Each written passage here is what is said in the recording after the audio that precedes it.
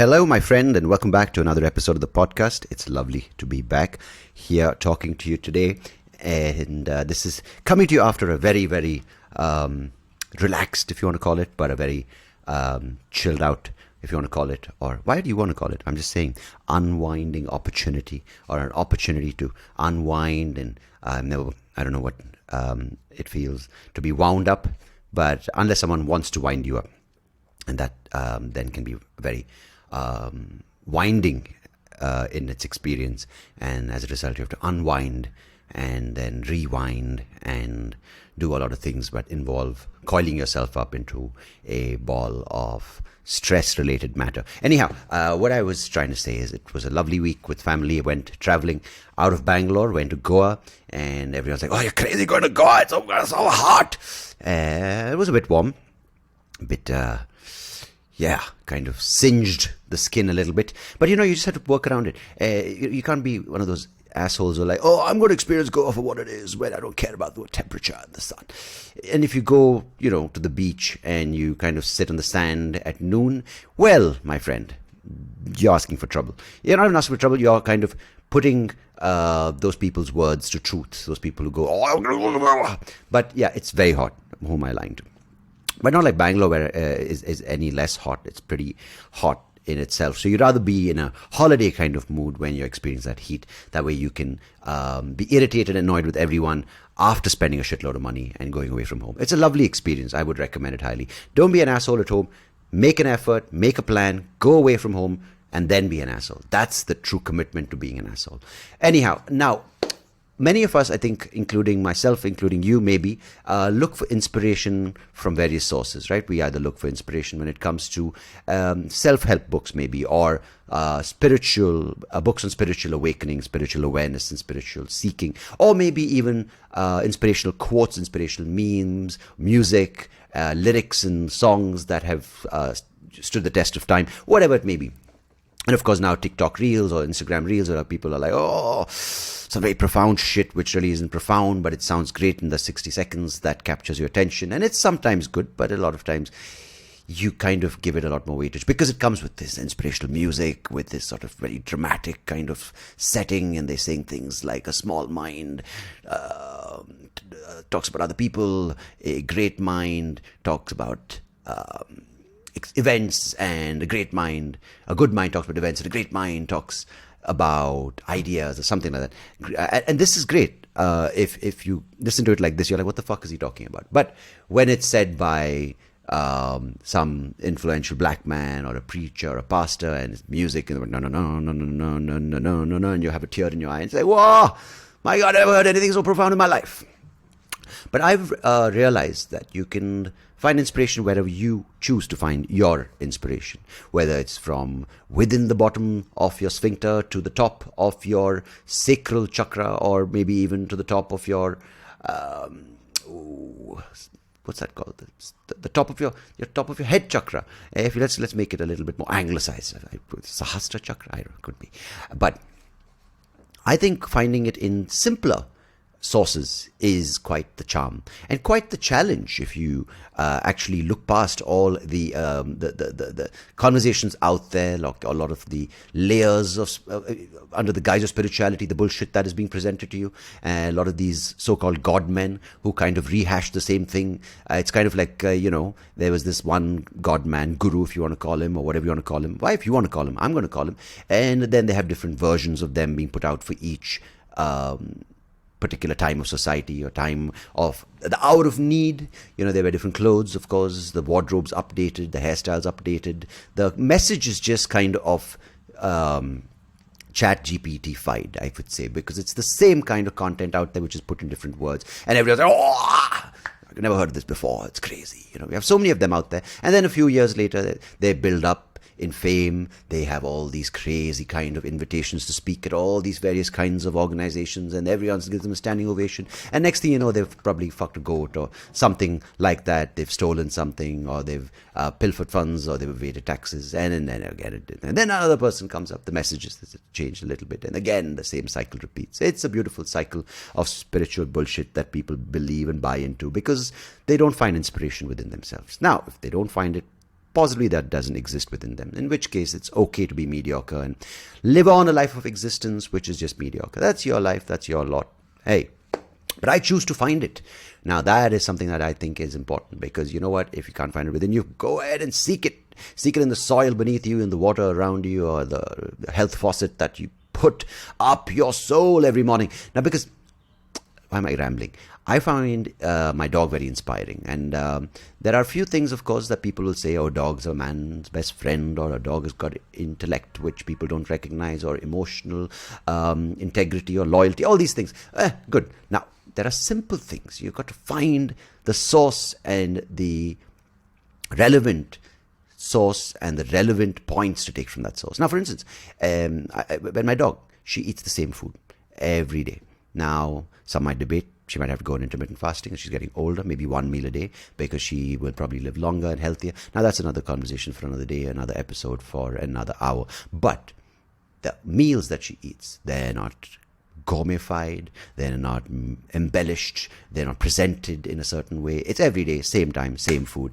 And the commitment and the joy that she eats that with, I find that inspiring. I find that amazing, that she's just so happy. And someone may say, she's a dumb beast, she doesn't know any better, man. She's a dog. That's all dogs do. They live to eat, and they eat to live, and they live to eat, and they love to scratch with their private parts in their sleep, and they don't have a brain beyond that, a brain to process beyond that. But fuck all that.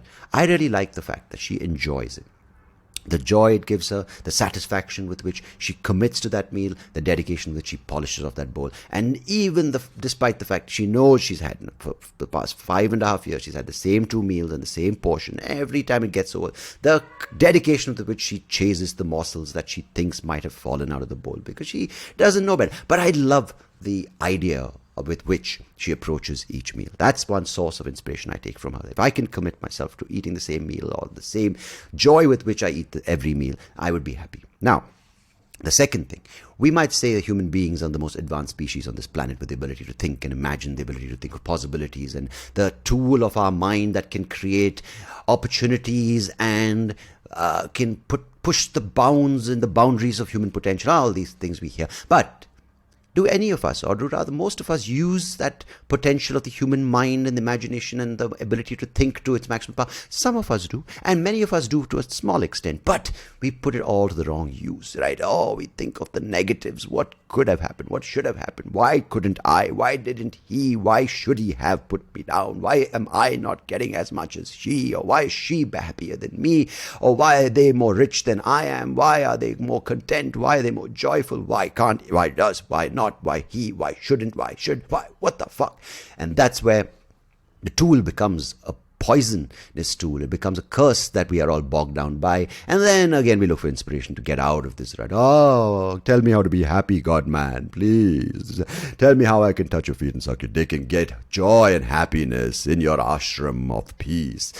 And then he gets into trouble, because you know what? How much ever you can preach peace and breaking beyond the bonds of pleasure and lust, when 100 people offer to suck your dick, I think the 100th offer is just too much to resist. Now, the thing is, my dog, she sits there. She has some dreams sometimes. She's dreaming, and in the dream she's running. Maybe she's running after the same meal. Who knows? I can't understand her mind. I can't break in and understand and witness it. But now, we think, and as a result we are, and as a result we feel we're better than other beings or species or animals.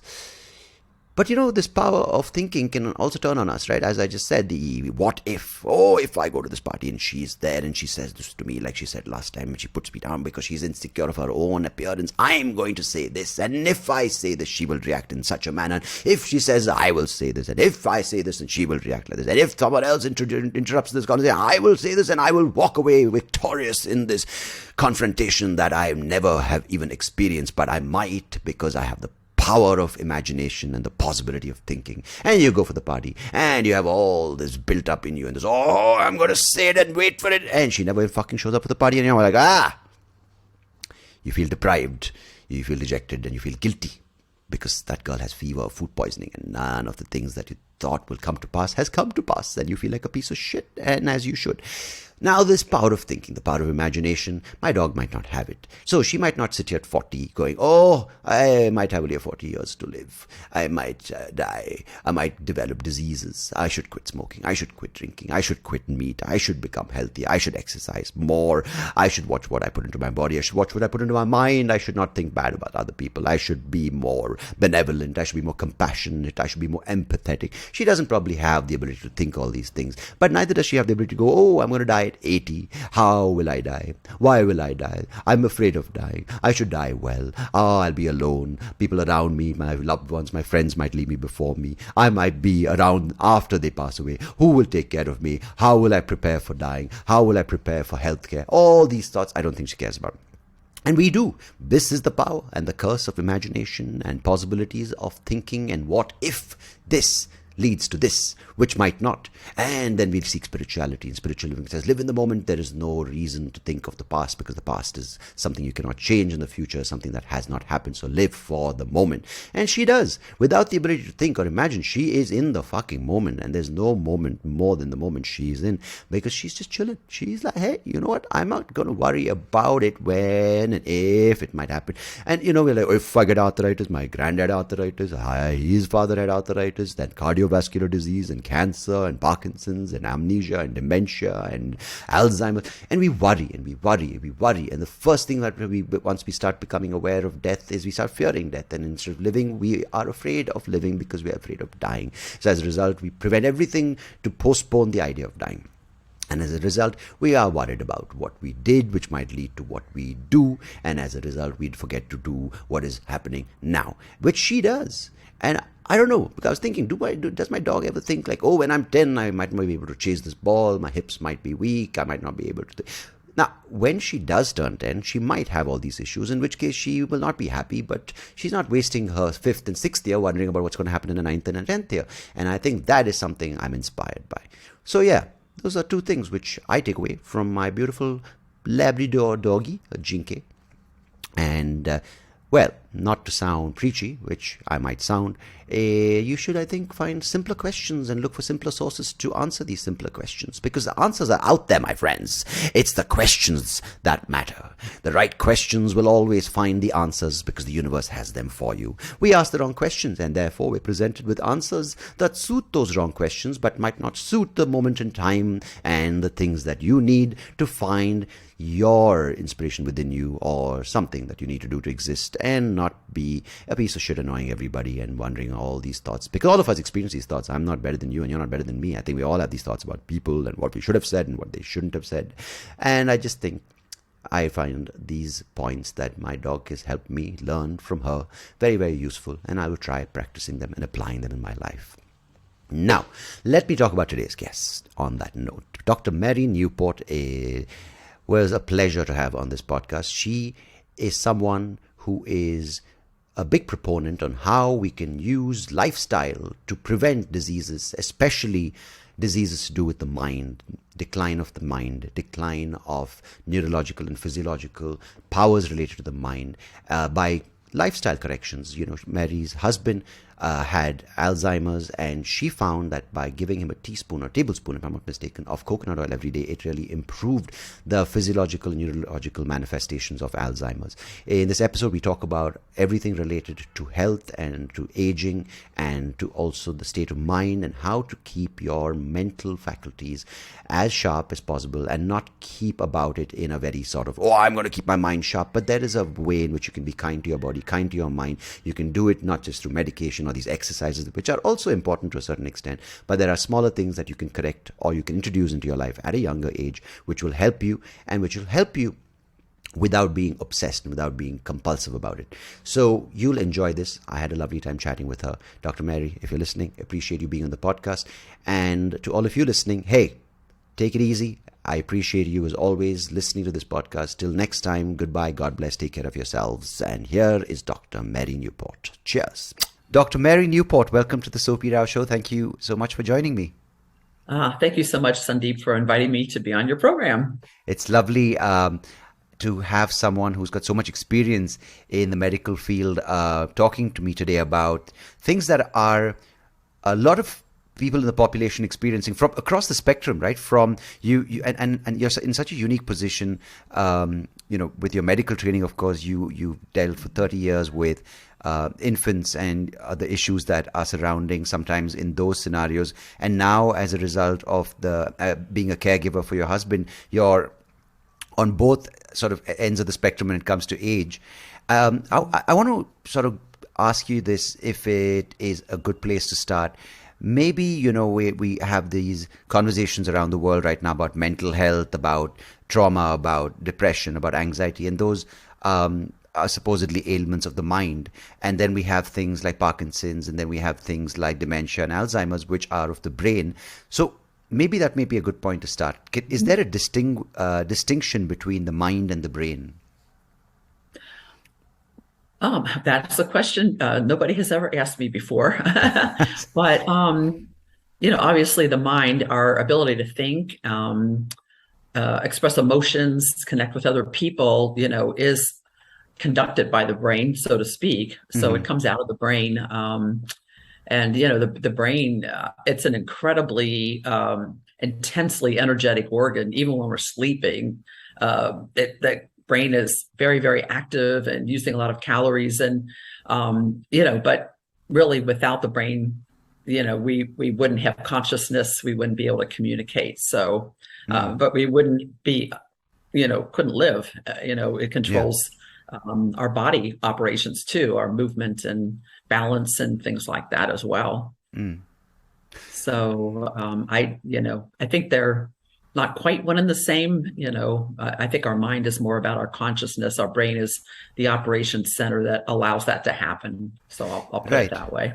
No, the reason I asked that is because we have a lot of now there's a lot of talk about using naturally available psychedelics to treat these issues, which are to do with mood or to do with the state of the mind. And a lot of that sometimes can even go into the gray area, no pun intended, of talking about these various reactions and how those chemicals can react. And some people would say, the mind, of course, yes, it is a space of consciousness, and you can sometimes not explain it through science. But having said that, if we medicate, give a certain chemical component to the brain, then it sort of simulates these things which help you be happy or have all these various emotional states. No, but what is going on when it comes to, say, if you could just sort of medically take us through this, is you've dealt with newborn babies, and then the brain, where the brain is really not formed, and it forms in the first few weeks and months of life. And as we age, can you talk about the journey of the brain in that sense? Yes. So, the fetus, it grows incredibly fast during that 9 months. But when a human baby is born, compared to many other mammals, the human baby is very dependent. There's still a lot of brain growth that needs to happen before an infant can take care of itself. And, you think of other animals, they're born and within minutes, some of them can stand up and start walking around, and it takes a human baby much longer. So there's a whole lot of brain development that has to happen. And, the human brain relative to the size of the body is much, much larger than most mammals. And, it requires an incredible amount of energy. Even as a newborn, the newborn brain uses something like 3/4 of the energy, the calories that the baby's taking in. Wow. So it's very active. There's a whole lot of formation of various lipids in the brain. Like the brain is about 60 or 70% lipids. And, we're going to be talking about ketones, but in the newborn, ketones are the building blocks for these lipids. And, if you think about it too, the newborn baby is very fat compared to other mammals. Most mammals are thin. And, the newborn baby has all of this fat. And when a woman breastfeeds, it can take like several days for the milk to really start coming in. There's a little bit of colostrum, but there's not much. And as a neonatologist, when I was first in training, I would think, what is this baby living off of? Because it would get drops those first few days. And actually the baby's living off the fat. And the fat breaks down. The baby that's just strictly breastfed goes into ketosis. They start breaking down their fat. The fat's converted to ketones. The ketones provide an incredible amount of energy for the brain and those building blocks for the lipids.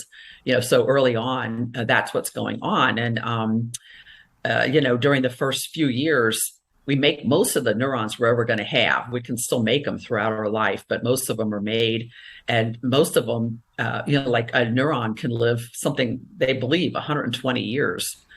So these brain cells that we lay down when we're infants, many of them are still there when we pass away at the end of life. And, we need to basically take care of our brain throughout our lives, looking at how we eat, what we eat, doing things like maintaining a good level of activity, will help support the brain and keep it healthy.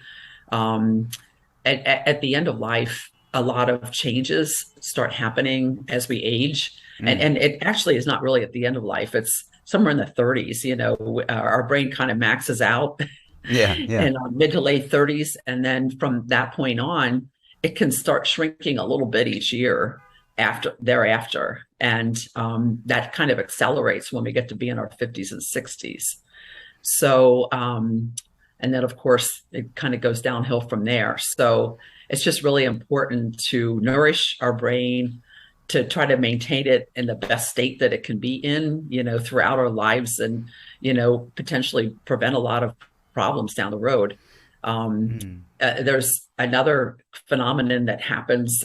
It's called the brain energy gap. And this was discovered by Dr. Stephen Cunnane, who is a researcher at University of Sherbrooke in Canada.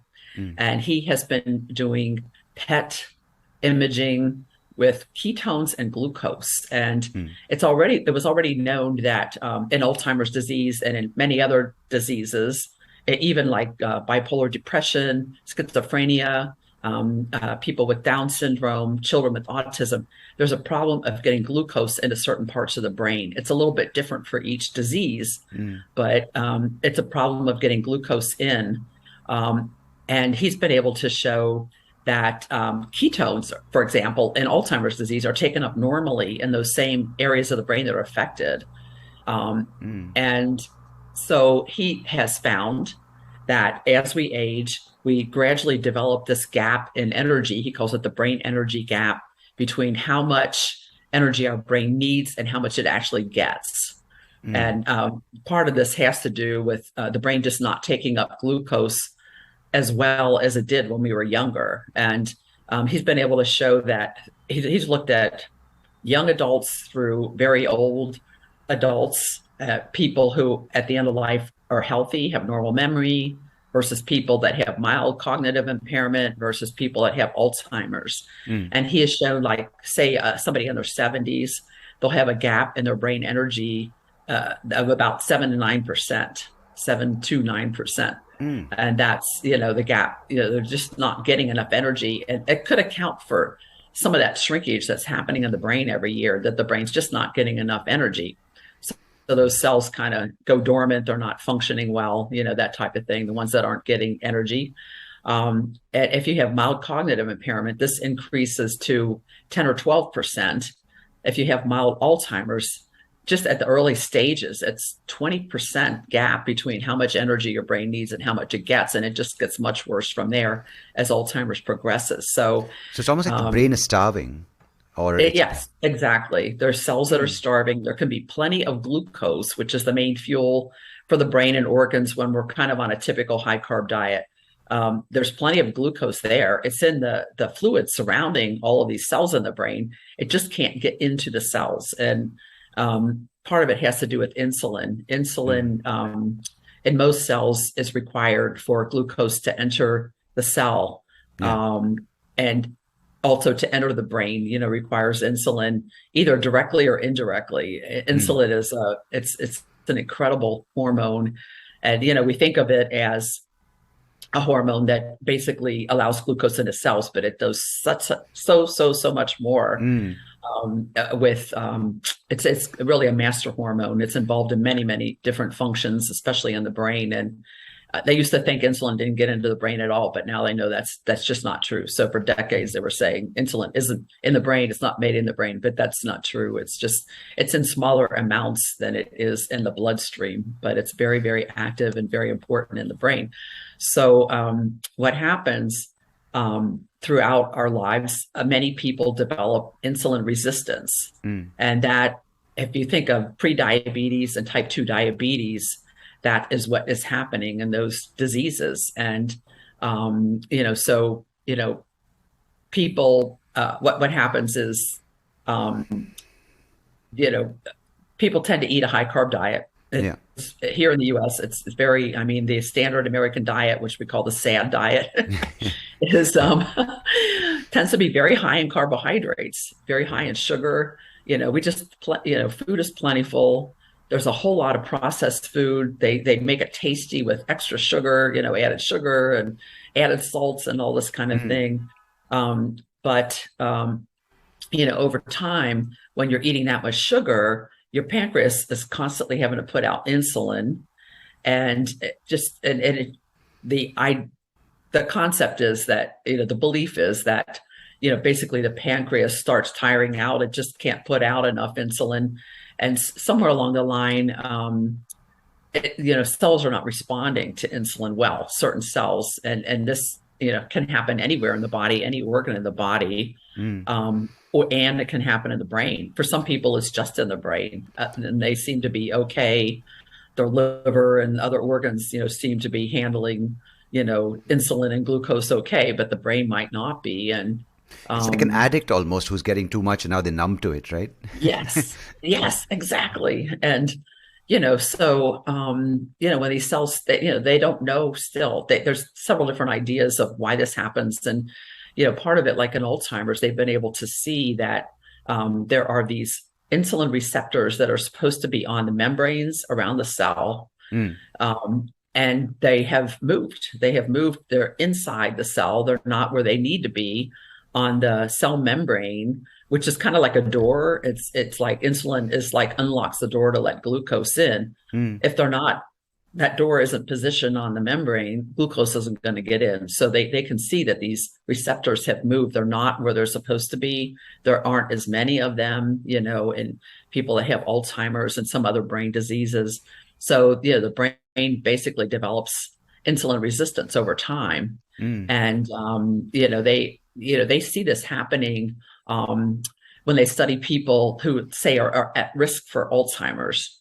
They can see already 10, 20 years ahead of time, before they ever have any symptoms, that they already have areas of decreased glucose uptake in the brain, the brain, there's trillions of neurons, so the brain can compensate for a while, but eventually more and more cells are affected. And then you start seeing symptoms, and even like people that are at risk because of their family history for Alzheimer's, they've been able to document people in their 20s already, mid-20s already have decreased glucose uptake in their brain. So it's kind of frightening to think that so many of us might already be developing, Alzheimer's, or be at risk for it, like in that way. And we won't know for 10 or 20 years, before we have symptoms, So, that's why, and you can start taking measures at any point along the way, but the sooner the better, basically. And, That sounds hopeful there, sorry for interrupting, because the thing is, you mentioned that a point which is very sort of encouraging for someone who's listening to this right now, is that, there is the case of family history and you're predisposed genetically, but a lot of it is environmental, right? This diet that you're kind of indulging in, which is, it's almost sounding like the brain that's starving, but it's already too fat. So it's not able to absorb anything. In some sense. Right.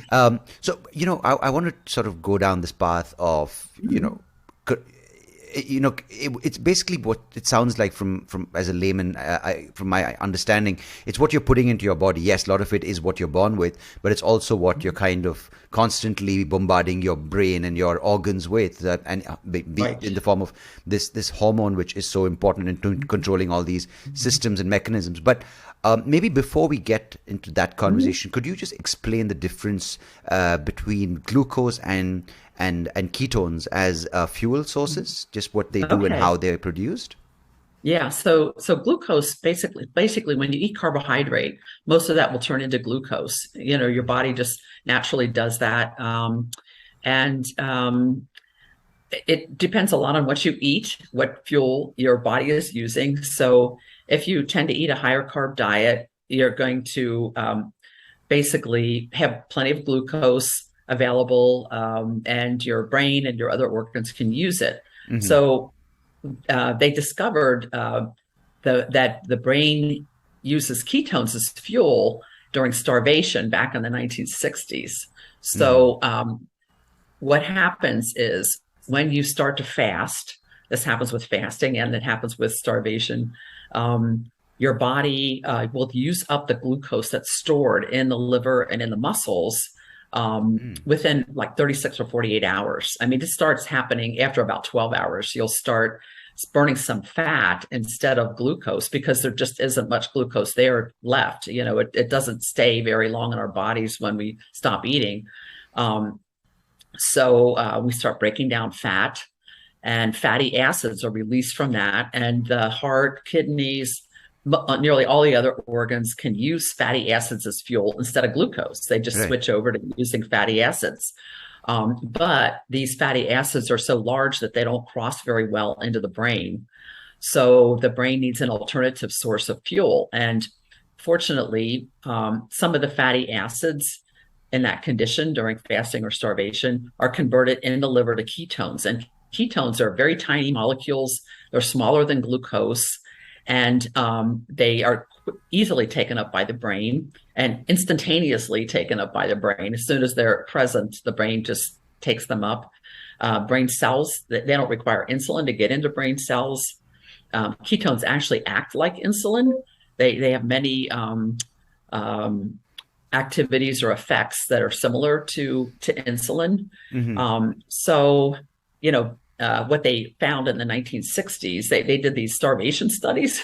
Yeah. Yeah. And the first one was she was an obese nurse. She wanted to lose weight.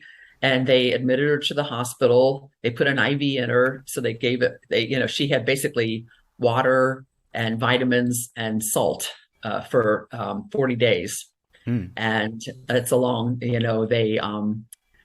so they basically starved her, for that period of time. She did lose a tremendous amount of weight, but they did all kinds of measurements of you know, all different metabolites, including glucose and ketones, but many others, trying to understand how the brain could survive 40 days, still be completely lucid, when your body has lost so much weight. And they found that um, within a couple days of this prolonged period of fasting, that blood sugar levels start going down because there just isn't much there.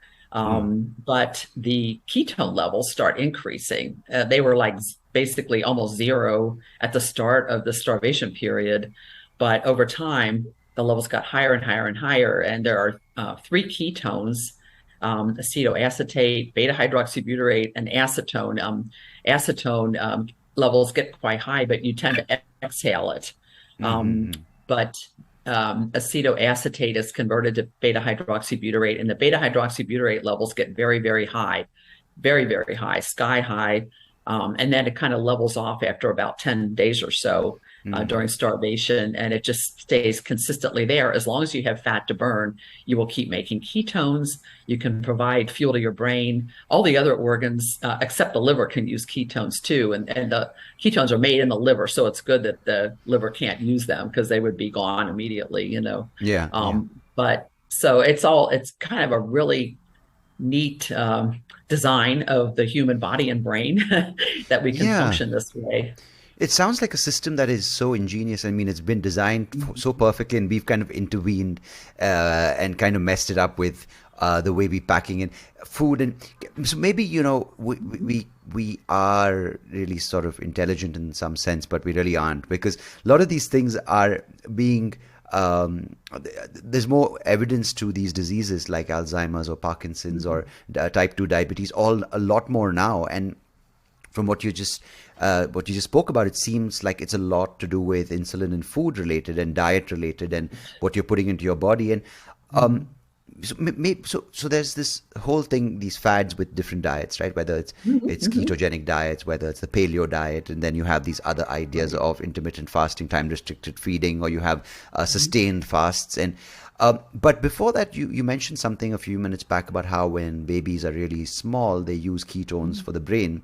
And then as babies become children, we sort of end up getting them on board with this processed food, 3 meals a day, 5 meals a day. You can't get a child go hungry. It has to have food for fuel to grow. But clearly that prolonged pattern starts causing issues, right? So I mean, first of all, do children need the 5 meals or that much food and sugar as we are pumping into them?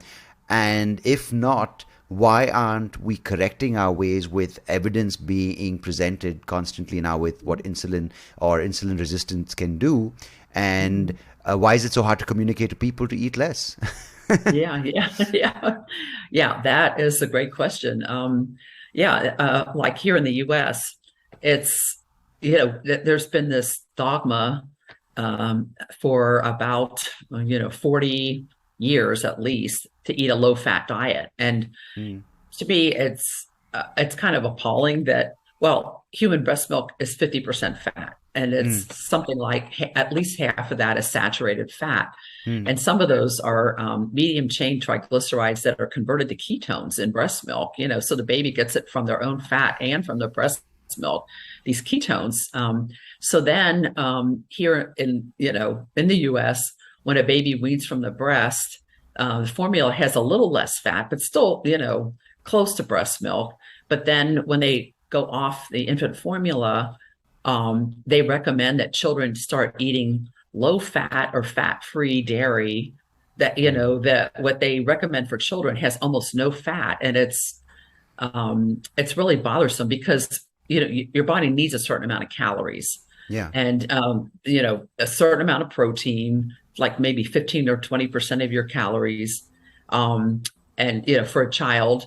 But if you're not eating fat, you're going to eat carbohydrate to make up the difference in calories. So the children, what we're seeing are preschoolers that are already obese, and even some of them have already, young children have type 2 diabetes, which used to be called adult onset diabetes. Oh my God. And now we're seeing it in children and very much, in teenagers here in the US, children that are quite heavy. And that was unusual. Even like when I was a child, there was one little girl in my whole school that was, heavy. And now it's very common to see heavy children here in the US. And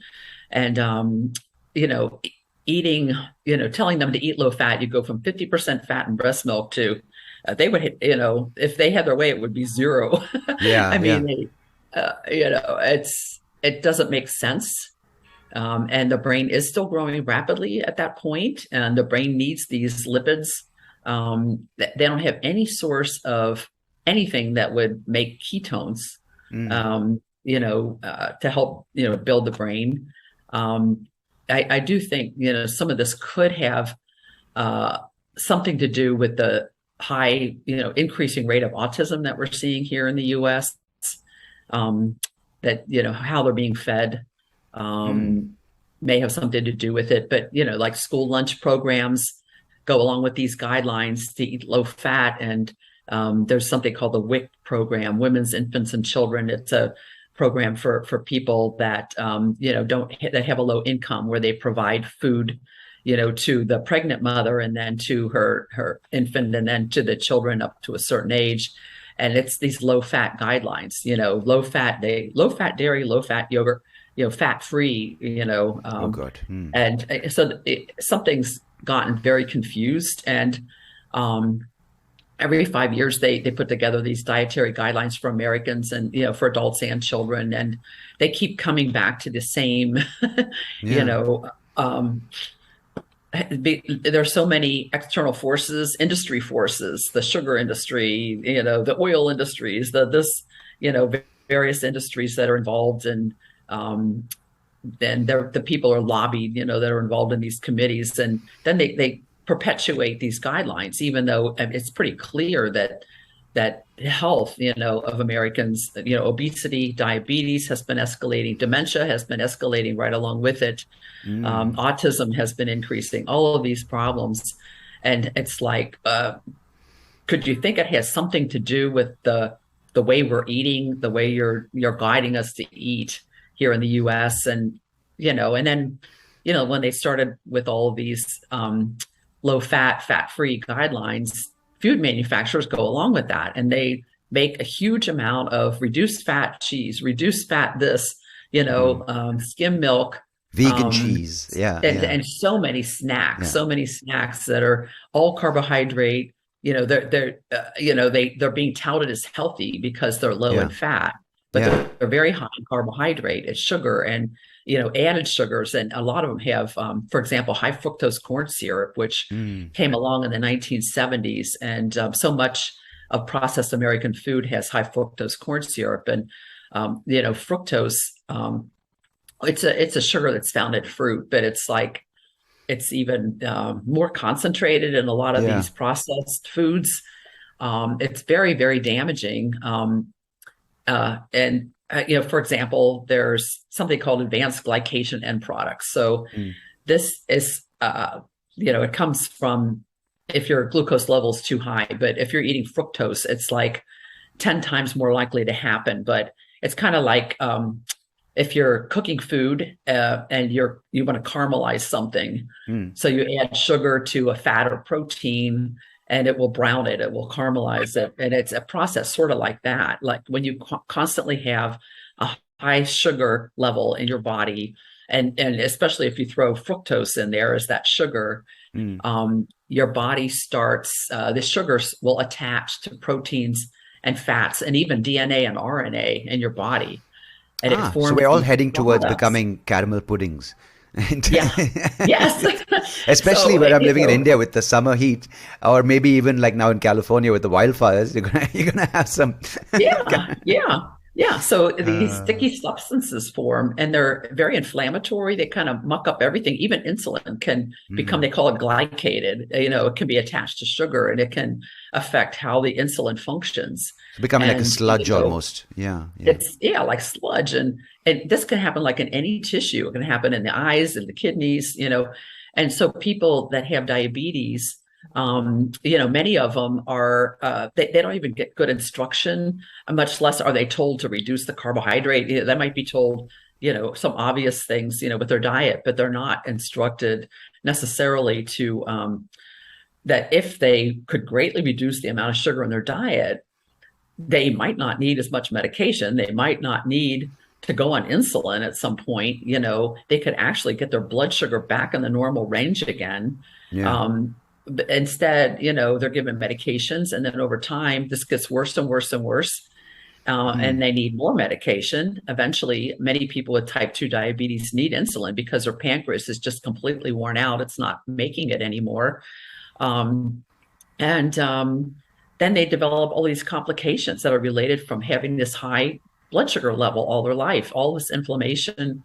It's a really common cause of, it's one of the top causes of blindness as a person gets older. Kidney failure. Many people have developed problems with their skin, where the circulation to their, the skin deteriorates. They can get infections in their feet and toes. Peripheral neuropathy, the nerves don't function. They get numbness, tingling, burning in their hands and their feet. And, so this is, what happens if you develop, diabetes. You don't control your blood sugar very, very carefully over time. Many people develop complications later in life. And here in the US, when you get to be age 75, 3/4 of people either have diabetes or pre-diabetes already.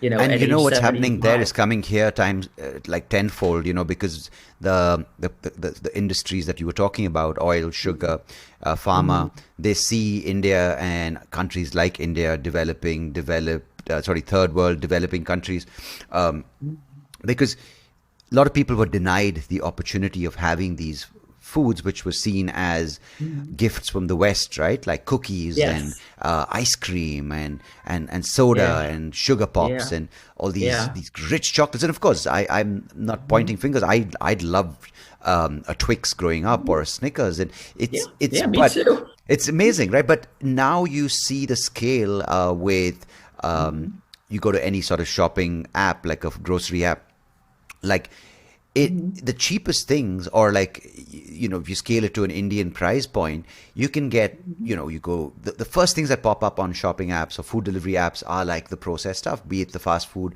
options, or be it fries, or be it like and the number of kind of savory options, not savory, sorry, like the pastry options.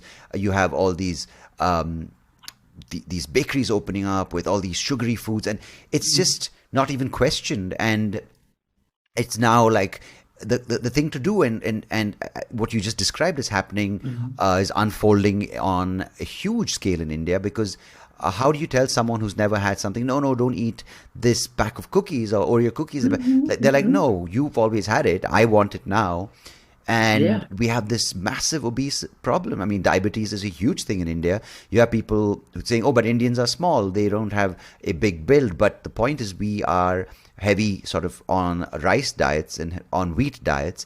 And while we did have a balance with vegetables, now there's vegetables or meat or fat. We used to cook in fat. Now it's only cooked in sort of like the food's cooked in predominantly in vegetable seeds oil, which is unsaturated fat, which has also got its own evils. And you just see this sickness coming up. And I'll give you just an example of where I'm coming from, because I'm genetically predisposed to having issues with my cholesterol, because my granddad had it. A lot of my family has it. And as a result, I have high triglycerides, and everyone around me is like, "Oh, it's because you were a smoker and you drink." I'm like, "Of course." So I reduced smoking, and then I gave up smoking, and I tried watching my drinking, but then it didn't go down, right? So then the doctor put me on statins last year, and I was like, okay, let's try this. And started getting body pain, started feeling all sorts of things. And then I was like, you know what, there should be a better way, because I'm going to be 40 this year, but there's no reason to get on statins at this age. So, and I've seen a lot of my cousins who are older than me on statins for 25, 30 years, and the consequences of that, right? It takes a hit on your joints, on your bone density, on your kidneys, on your liver. So I started. Oh, and they increase your risk of developing insulin resistance of diabetes. Diabetes. That's So not too. I said to myself, let me try time restricted feeding. So ever since Yeah. February, for the most part, it's been a minimum of a 16-hour fast, but I go up for at least, I try to go up for 80% of the time to 90% of the time. I do a 21-hour fast, and I try to Okay. eat in a 3-hour window. And I don't know, Yeah. I haven't measured my levels in a year, but I feel like I'm feeling better. So within those 3 hours, I have a couple of things to eat. I also have a beer, or I have a glass of wine, and I feel like my Yeah. entire day is packed into those 3 hours of calorific intake, and I feel Yeah. good. Maybe 3 hours or Yeah. 4 hours, but between 3 and 6 hours. But I feel like also it's a relief in my head, going, you don't have to think constantly about what to eat next, right? Yeah. you Right. know. Right. And Yeah. I feel Yeah. good. So I don't know. Is that Yeah. something? I don't know if you want to recommend a diet, but is that something which is a path that people can explore to see how their bodies react to less food intake?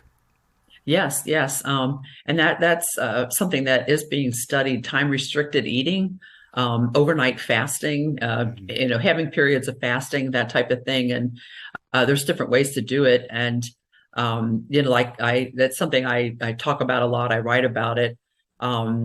So, people, for example, could start with a 12-hour overnight fast. Don't get up during the night and eat something. Yeah. Um, basically, and reducing carbohydrates helps a lot too, because the carbs, it seems to make you crave more carbs. When you eat carbs, your insulin level can spike up, especially like refined sugars, things with refined sugar, added sugar in them. Your Mm, insulin level spikes, and when it comes back down, which it will, you get hungry again.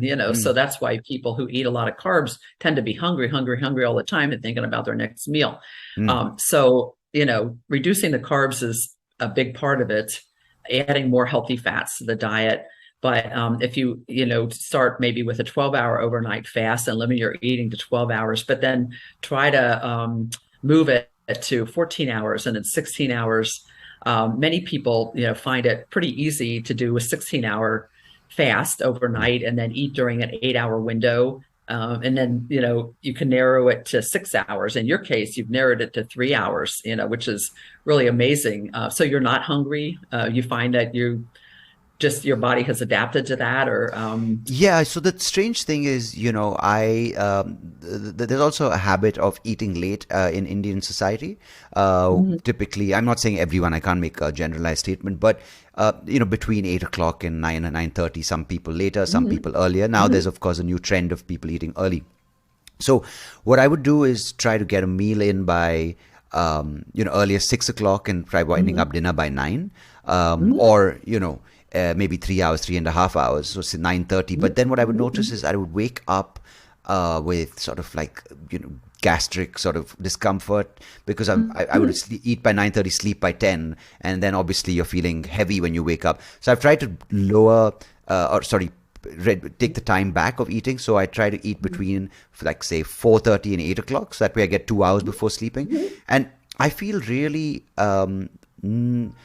of course, sometimes you smell food cooking in the morning when you're living at home, of course, with a bigger family. You smell all the breakfast foods, or during lunch, something you like. And of course, your mouth waters and you're like, oh, Right, but, right. if I have a glass of water, or I have a cup of black coffee in the morning, the temptation, it's almost like, since I have given up cigarettes, it's almost like that. You the first day of giving up smoking, you're like, you feel that one cigarette, so you have that one cigarette. Or, after 10 weeks, you're like, what, I can do without a cigarette for 3 days, but I might feel like it when I have a glass of wine. So it's kind of like that. You don't, you don't, you don't kind of fall for the craving right away. I mean, you fall for it right away in the first couple of days, but it gets easier with time.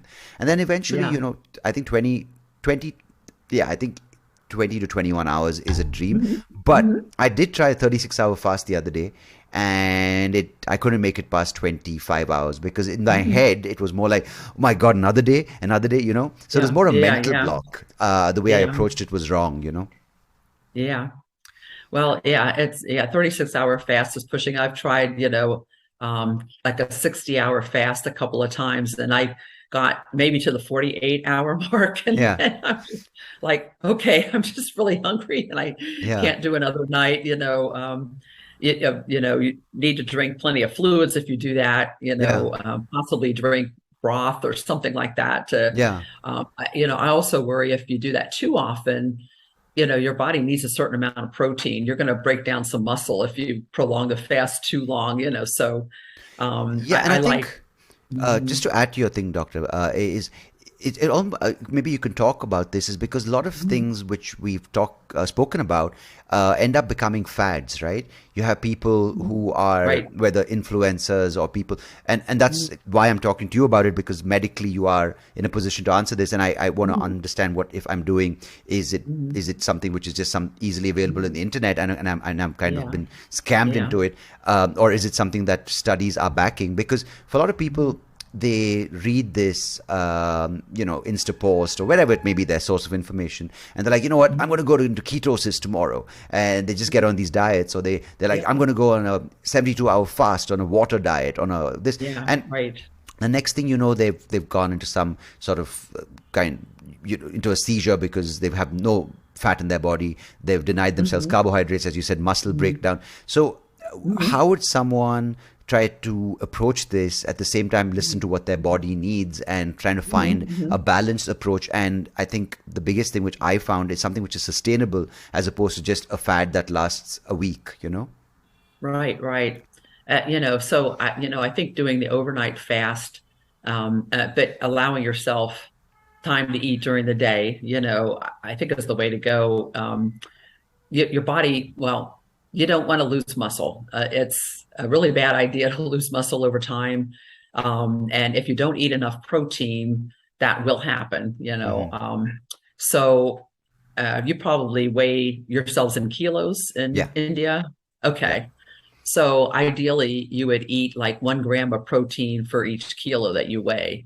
is so, when you're kind of planning how you're going to eat, that's a good starting place is to, I need this amount of protein, so you can look up, like, say, chicken or fish or, certain meats, like 3 ounces, which isn't very much really, would be maybe 20 to 24 grams of protein. But there's all kinds of food count books that you can get, to look up how much protein is in something. But, make sure that you get about, a gram per kilo that you weigh every day of protein. Yeah. So that's a good place, to start when you're planning a diet. And then, you don't want it to be a junk food diet either. There are so many nutrients that you get from other, like vegetables. So, some of the best diets, I think, for people that have diabetes, for example, to get it under control,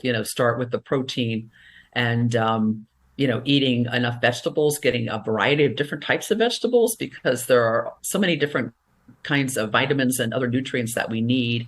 And getting some leafy green vegetables and then getting some other types of vegetables, the more solid kinds of vegetables, different colors have different vitamins in them, is important.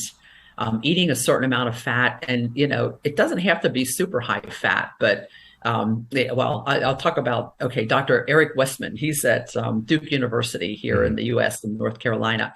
And he has been helping people with type 2 diabetes for over 20 years with a very low carb diet. And so this is, he recommends, getting adequate protein, eating vegetables. He says get like 2 cups of leafy greens and 1 cup of other vegetables every day. And then somewhere between 3 to 5 tablespoons a day of some kind of fat, and there's fats in some of the proteins that you eat. Some animal meats naturally have some fat in them. But in addition to that, eating maybe 3 to 5 tablespoons a day. And this is somebody that's trying to lose weight, though. They're trying to get their diabetes under control. They often have a problem with obesity, which tends to go along. It's not 100%, but it goes along with type 2 diabetes.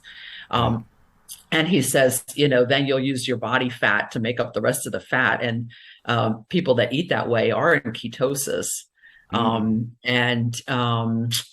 Their blood sugar will come down very dramatically over 6 or 8 weeks. It's really pretty incredible. And there's a blood test called hemoglobin A1C that it kind of gives you a rough estimate of what your average blood sugar is over 3 months. And it's a pretty easy test to get, but over time, as people with diabetes, it's high, and then it just comes down. And like type 2 diabetics, if they're on insulin, he stops it like immediately, because the blood sugar is going to come down drastically as soon as you stop eating a lot of carbohydrate. So he tells them to limit their carbs to about 15 or 20 grams a day, and to make it vegetables, basically the carbs, vegetables. And very, very successful. And he's helped over 4,000 people go into remission, with type 2 diabetes. And he never calls it a cure, because as soon as you start eating the other way again, it starts to come back. So, but it can be reversed. That's the most empowering thing. It can be reversed, and it can be controlled. And so that's where he starts. And that's really, it's pretty drastic, for most people, So other foods, like whole grains, getting away from eating like refined white rice. I don't know, in India, do people mostly eat white rice now? But probably maybe a century ago, people didn't eat white rice. I mean, that's kind of a new there are a lot of people now who do kind of go for the rice with a husk on it. And of course, you have different families of rice, like the brown rice, red rice, you have the millets, and you have different kinds of those kinds of grains that people use. But a lot of the mainstream, easy to get stuff is polished white rice, or it's polished wheat and flour, which people use, which is... the white flour. They're about 90%. 90% of what you eat from those turns into sugar, turns into glucose. If you eat the whole grains, it's still maybe 80%, but you get a lot of other nutrients, and you get more fiber, much more fiber, which is also very important. We have all these like trillions of bacteria viruses, other things in our gut that they're actually they're finding more and more that they have a whole lot to do with how our body operates, the metabolism of our body. Yeah. These things, these bacteria and everything in our gut produce metabolites that our brain actually, they show up in our brain, and our brain actually uses them. It's Mm. quite incredible, so we have to feed our gut, and fiber is one of the things that does feed the bacteria that we need in our gut. Of course, vegetables have fiber in them, but whole grains do too, and things like legumes, beans. They tend to be very high in carbohydrate, but roughly half of it is fiber. Mm. And fiber doesn't really stimulate insulin. It's not absorbed.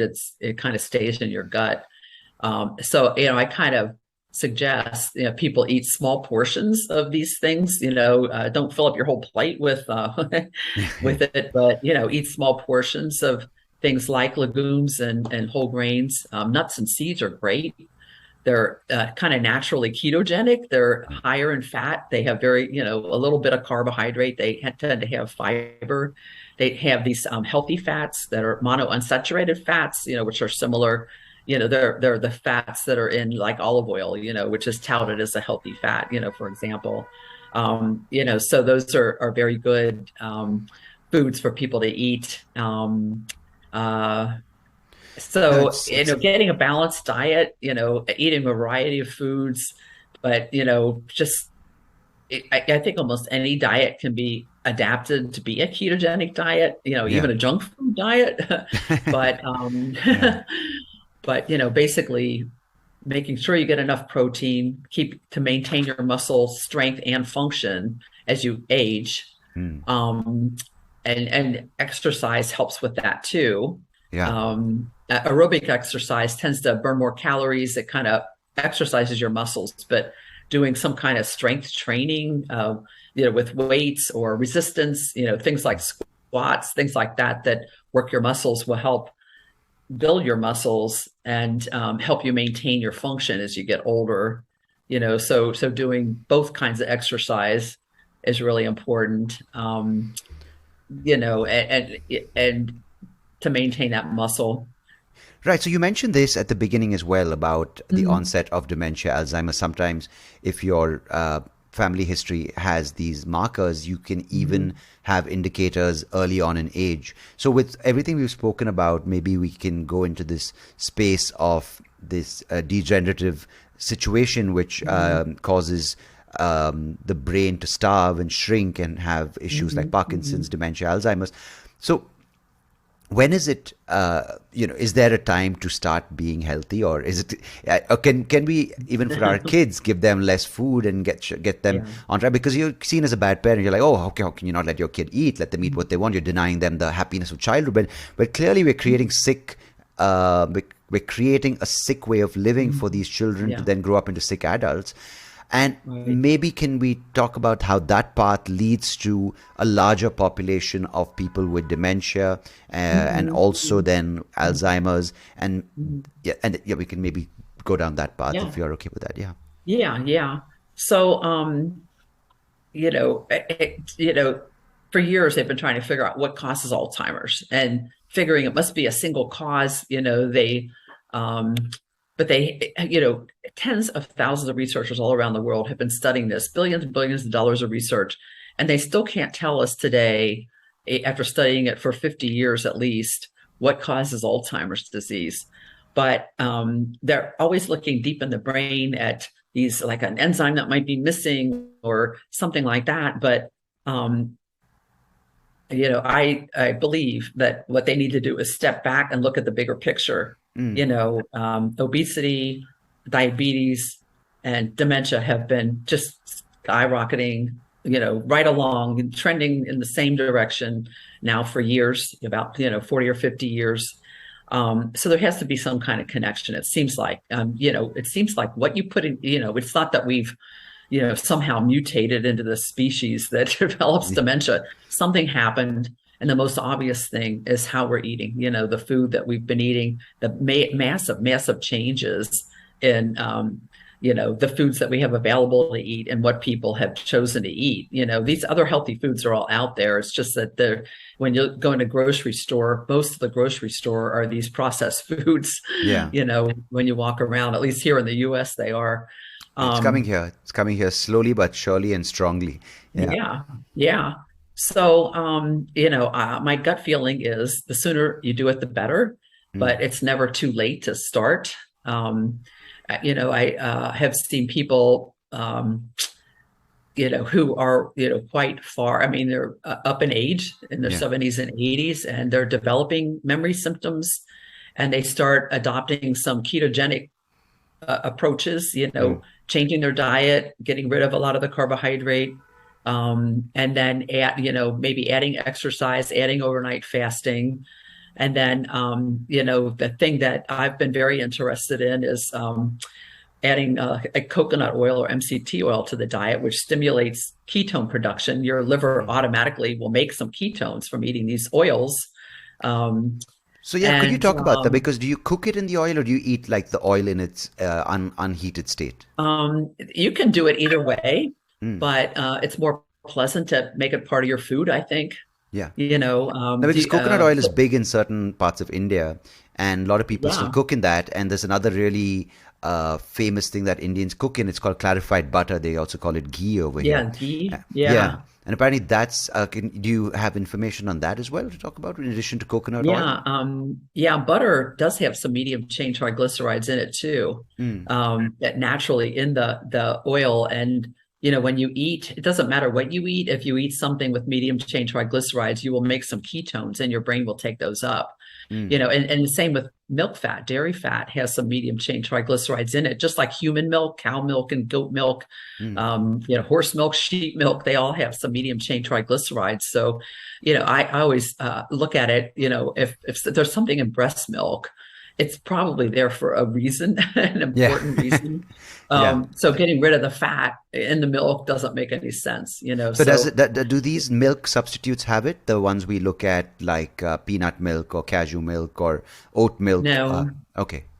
Not really. Coconut milk does, because coconut milk is mostly coconut oil, but the nut oils, the nut milks don't have medium chain triglycerides in them. I think they're healthy in other ways. Right. But they don't have medium chain triglycerides. So there are only a few oils that naturally contain medium chain triglycerides. And one is coconut oil, very rich in it. It's about 60% medium chain triglycerides. Palm kernel oil. It's not like palm oil, which is from the yellow pulp of the palm fruit.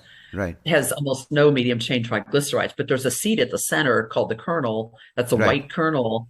And that is very close to coconut oil as far as it's very rich in medium chain triglycerides.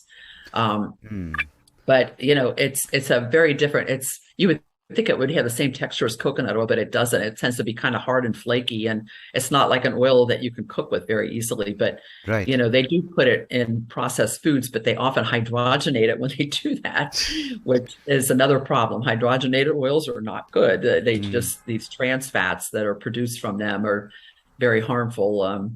So coconut what are the oil, benefits? Because you've administered this coconut oil to you're caring for your husband now who's going through. Right. And how has it benefited him, or how has it reversed some of his symptoms? Yeah. So this happened back in 2008. My husband had early onset Alzheimer's.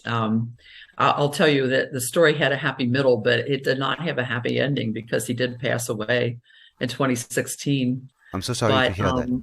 Yeah. And I'll tell you what happened. But so he had early onset Alzheimer's. He was 51. He was an accountant. He worked for my medical practice. He was able to work from home, take care of our kids, when I was working and that kind of thing. And he started having problems with his accounting. He'd forget appointments for the kids, things like that when he was 51.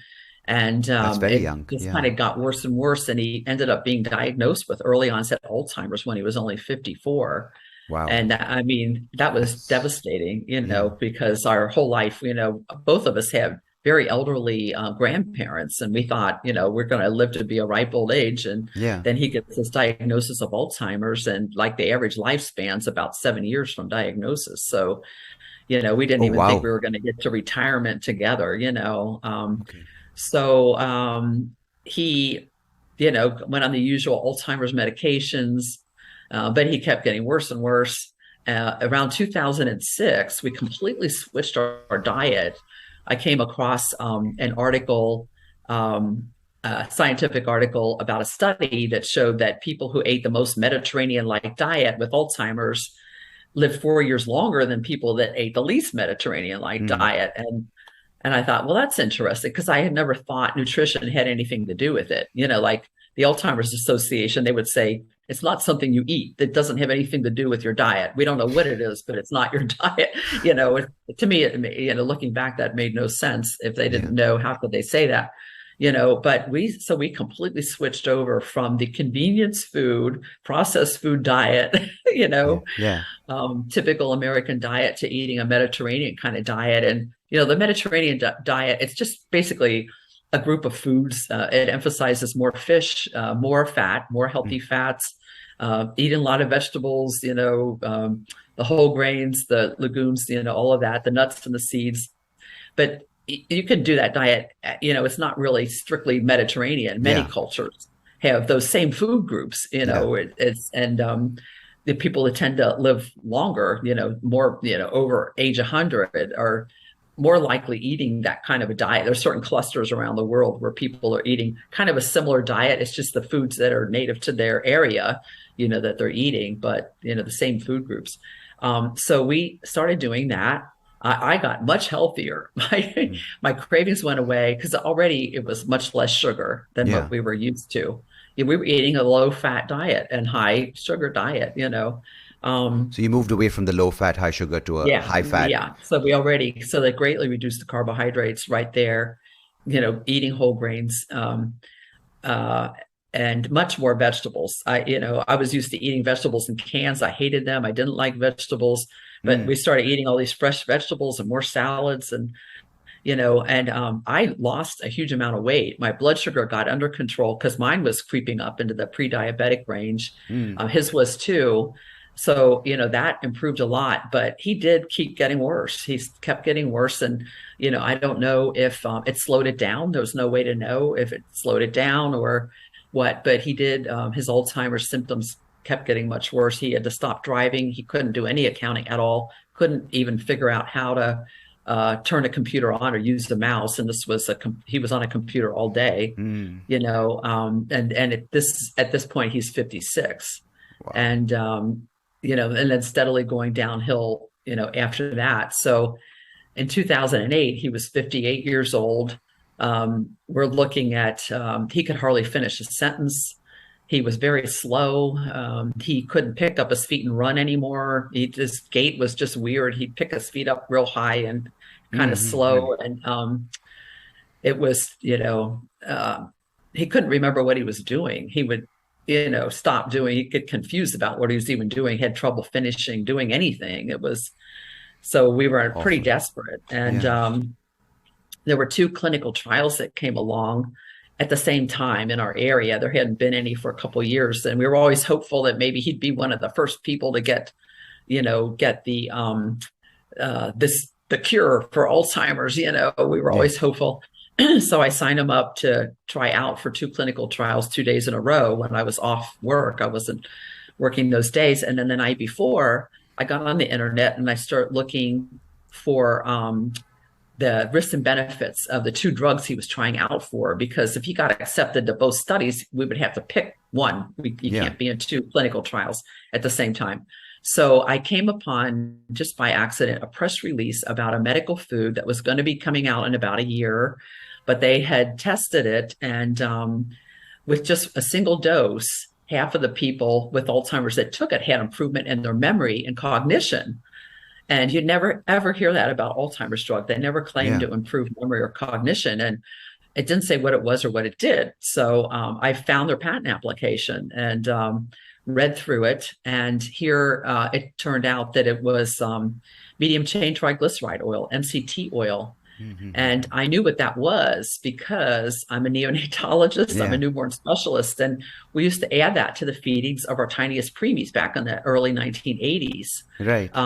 They would grow faster, they would get home faster. And then the formula manufacturers started adding it directly to the infant formula. And they started also adding coconut oil at that point because it's a rich source of these medium chain triglycerides. And they're trying to mimic the fats that are in breast milk.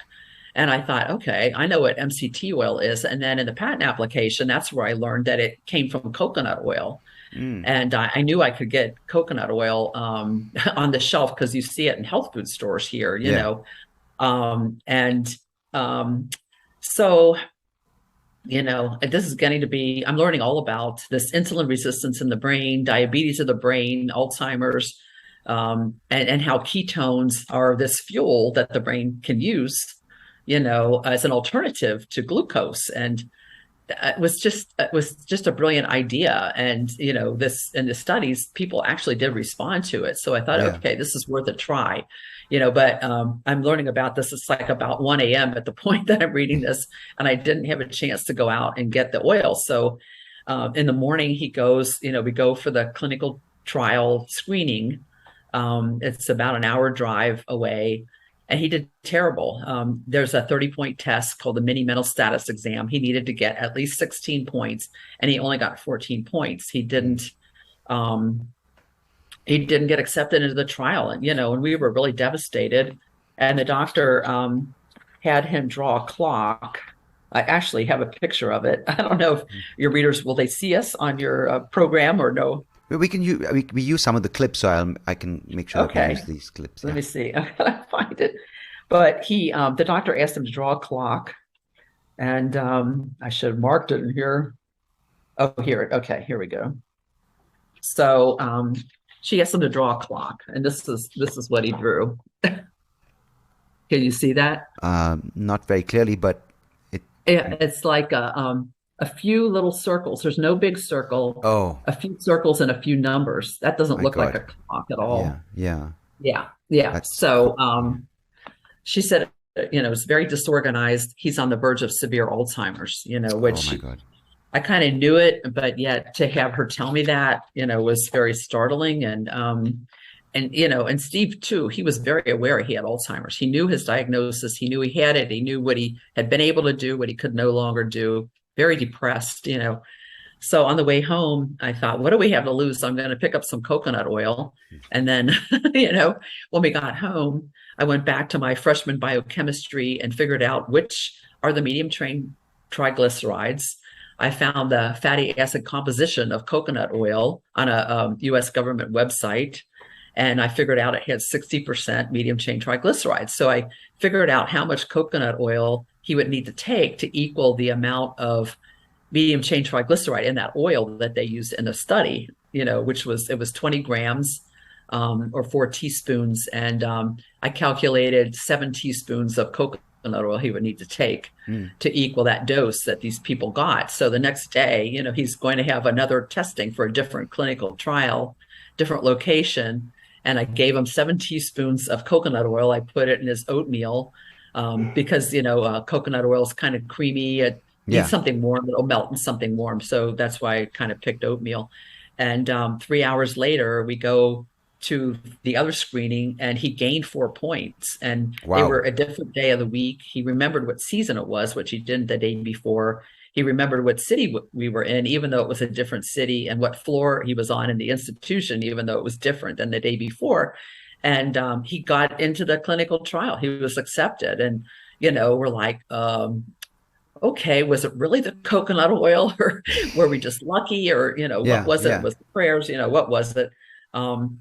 But I'm going to keep it going, you know.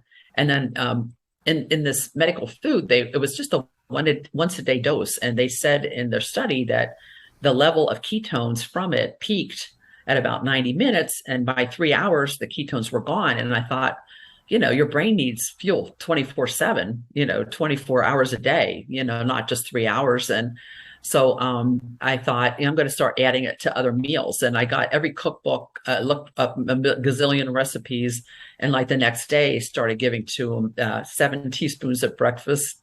And then started cooking with it the rest of the day, adding it to foods. And, the nice thing is that it just melts on anything warm. Yeah. You can put it into anything warm. You can cook with it at lower heat, below medium heat.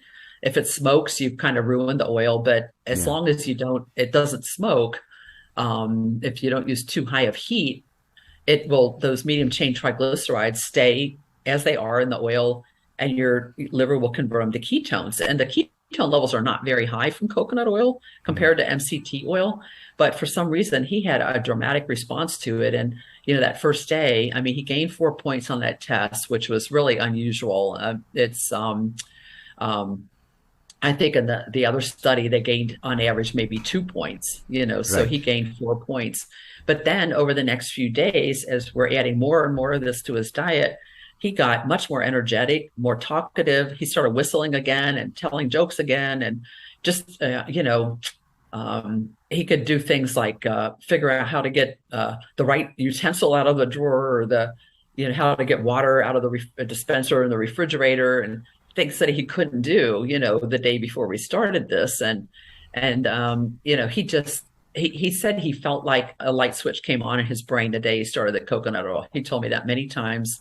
His mood lifted. Wow. He felt like he had hope for his future again. That happened fairly quickly. So within a matter of about 5 days, so much changed that we're like, something really happened here. Mm. This seems to be working, and he continued to progress. He like had not been able to tie his shoes before this, and around 2 months after we started it, he could tie his shoes again. His walking, his ability to walk completely became normal.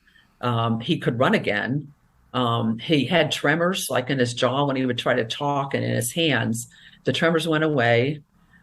He had not been able to read for about a year and a half, but he couldn't really tell me why. And around 3 or 4 months after we did this, he one day he said, "I can read again." And I said, "Well, Whoa. why couldn't you read?" And he said that when he would try to read, that there were the words would go. He described it as the words would go into little pixels and they'd move around on the page. So he just Mm. couldn't read because some visual disturbance that he had. And I had seen one time, before all this happened, that we were together, and there was the thermostat on the wall, just mounted on a wall. And he pointed to it. And he said, "Look at that. It's moving all over the place." Oh, And I was okay. like, what's going on in your brain? It Yeah, was yeah. strange. But that apparently was what was happening when he would try to read. Well, that completely went away. It just stopped one day, and he could read again. And then around 9 or 10 months, he could remember what he read hours earlier. He would tell Mm. me, like there was one example where he read a story about Albert Einstein in Scientific American, this magazine. And a few hours later, he told me details about the story that he had read. And I mean, he couldn't even finish a sentence, before we started doing this. So, we were doing the coconut oil.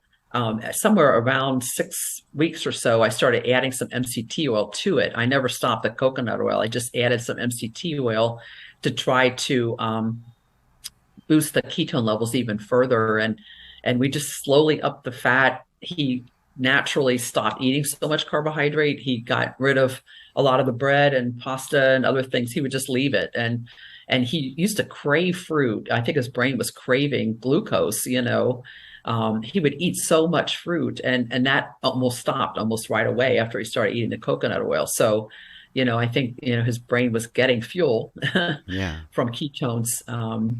And since then, there's many more things that we've learned about coconut oil. There's a group in Australia that's been studying it, and they've been collecting information about coconut oil from various research around the world. And, coconut oil has anti-inflammatory substances in it. Mm. And Yeah. inflammation is a big problem, part of the problem with Alzheimer's, Parkinson's, a lot of these degenerative brain diseases, autism, people with bipolar disease, with schizophrenia, they also have inflammation in their brains. So coconut oil can help possibly control inflammation. There's a fat in coconut oil called lauric acid. It's half of the coconut oil. And lauric acid is highly antimicrobial. It Mm. kills all kinds of viruses, fungus, bacteria. Like it kills the bacteria that cause cavities in your mouth. Mm. It kills the bacteria that cause acne on the skin. Right. And it controls, certain viruses. And in Steve's case, he had these fever blisters. He would get these on his mouth all the time. And when he was 29, he had an infection around his eye with these fever blisters. And they're caused by a virus called the herpes simplex virus. And Right. lauric acid kills that virus. And we rarely ever saw another fever blister after he started eating coconut oil. And there's a lot of research now, over 200 studies connecting herpes simplex virus to Alzheimer's, that it may trigger it, contribute to it, make it worsen or accelerate it, and possibly controlling it could help slow it down, this disease process. So, Amazing. and then we also found out about lauric acid that there's a group in Japan that studied this. They were really curious why my husband would respond to coconut oil. And they found that lauric acid stimulates ketone production directly in astrocytes, which are cells in the brain that nourish the neurons in the brain. So they believed that it could have had a direct effect in the brain, this lauric acid from coconut oil. So he improved very dramatically. I feel that overall, he gained almost 4 extra better years that were better than the year before we started this. So, That's I mean, if you have amazing. cancer and you get 4 extra years, that's a big No, that's deal. amazing. Well, Yeah. it is with Alzheimer's too, to improve so much. He was able to do so much more to take care of himself again. He did so much better. He wanted a job very badly. He had missed working, and he was able to volunteer at the hospital that I worked at. He worked in the supply warehouse and would help deliver, supplies and put stickers on supplies and move heavy boxes and things like that. And it just it was very satisfying for him to be able to do some kind of work again, so it was a big deal, that we got almost 4 years. And sadly, what happened to Steve was that he, one day I had to head to work, and I did have somebody that stayed with him at that point to make sure he, ate and that type of thing. And I had just, got to the hospital 5 minutes away, and she called me, and he had hugged me, told me he loved me before I left. But she said he was standing and he just suddenly fell over backwards and had a severe seizure. He went into a seizure that lasted about 20 minutes, and he Oh my stopped God. breathing and he turned blue. I mean, it was very bad. And I rushed home, and I got there before the emergency services did. And he was blue, when I got home. He was not breathing very well. And My God. they took him to the hospital. He had another seizure on the way, and he became completely dependent after that. His brain was already fragile. And I think that just really did cause a whole lot more damage to his brain, and he was completely dependent. And we kept all of that going. And he ended up living another 2.5 years after that. We kept him at home. We did hospice care when the time came, and that's how I got into hospice. I thought, this is great that doctors and nurses come to your house. I just Yeah. thought that was wonderful, and it was more compatible for me to do that kind of work than to off to emergencies constantly at the hospital, Yeah. with newborn intensive care. So that's, how I made a switch, to the end of life care. But, so Steve did pass away from Alzheimer's. His body was like perfectly nourished from the neck down. His Right. brain, but his brain had this terrible problem. It was Alzheimer's. And so, but, to gain almost 4 extra good years, was That must really have a been. miracle for us. No, I'm so sorry for your loss, doctor. It must have been the Thank you. hardest thing, but I really appreciate you taking the time Mhm. to share the story that must have been hard for you. It just sounds like having Mhm. someone, losing them, getting them back, and then again losing them. It just feels Right. like a lot of hurt, and but Yeah. it takes a lot of strength to do what you're doing and helping others. So really, really appreciate you doing this, and helping others who are listening right now to sort of be aware of their state and what they can do from a young and maybe even not a young age. So Mhm. I think on behalf of everyone listening and myself, thank you so much for sharing your Oh, you're very story and welcome. your Yeah, experience. it's And it's never too soon to start. It's never too late to start. And Steve was quite advanced, but many people are at the very earliest stages. That's a great time to catch it. And even better, just start eating healthier when you're younger. And there's a good chance, they believe 30%, at least 30% of cases of Alzheimer's may be preventable by making lifestyle changes, especially healthy diet and exercise. getting enough sleep, those types of things. So, there are a lot of things that we can do to try to prevent it and to have healthier brain aging. So I really appreciate your allowing me to come on. I'm trying to carry on Steve's legacy and just try to help as many people as possible not go through what he went through. And so thank you so much. I really appreciate it. Thank you, Great to Doctor. meet you. You too, Dr. Mary Newport. Thank you. Appreciate you taking the time, and good luck with all the work you're doing going forward. Thank you very much.